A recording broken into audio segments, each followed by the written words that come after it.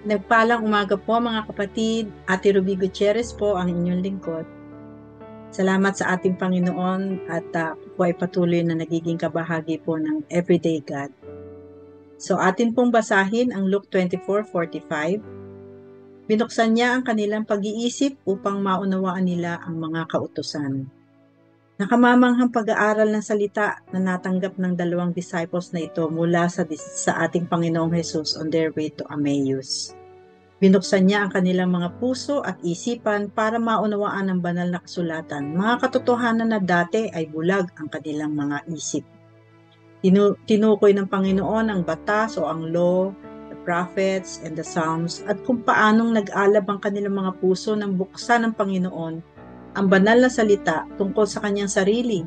Sinabi ng Panginoon sa Luke 24:25, "Hindi ba kayo makaunawa?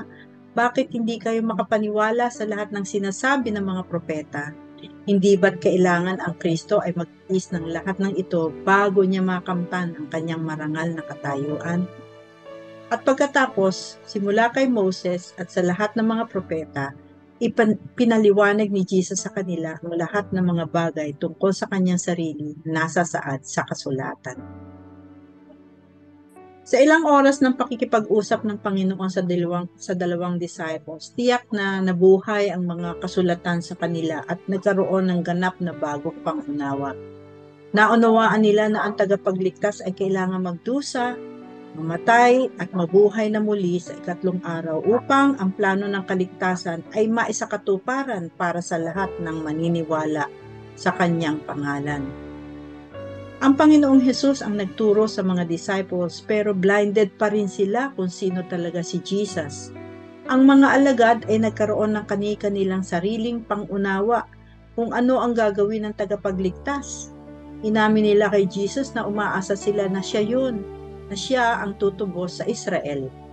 Ngunit, nabigo silang maunawaan na sa plano pala ng kaligtasan, ang krus ay kailangang mauna bago ang korona. Ang kaligtasan ng kaluluwa sa pamamagitan ng kapatawaran ng kasalanan ay kailangang mauna sa paghahari ni Kristo ng kapayapaan at kaunlaran. Ang taong hindi ligtas ay hindi nauunawaan ang mga bagay na maka-Diyos dahil ang mga ito ay espiritual na nauunawaan.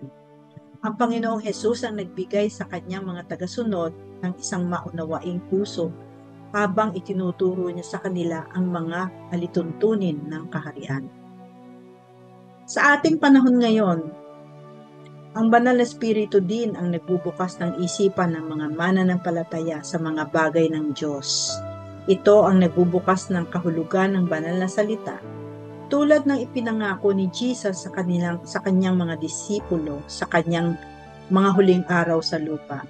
Sabi ni Lord sa Lucas 24:49, "Tandaan ninyo, isusugo ko sa inyo ang ipinangako ng aking Ama, kaya huwag kayong aalis sa Jerusalem hanggat hindi kayo napagkakalooban ng kapangyarihan mula sa langit." Sa ating paglakad sa landas ng buhay, hindi man natin makakasama pisikal o personal ang Panginoong Hesus upang buksan ang ating pangunawa sa kasulatan, ngunit ipinadala sa atin ang banal na espiritu upang maging permanenteng kasama natin bawat sandali at manatili sa atin forever. Siya ay nananahan na sa ating mga puso at buhay nung tayo po ay nagsuko ng ating buhay sa Kanya bilang Panginoon at sariling tagapagligtas.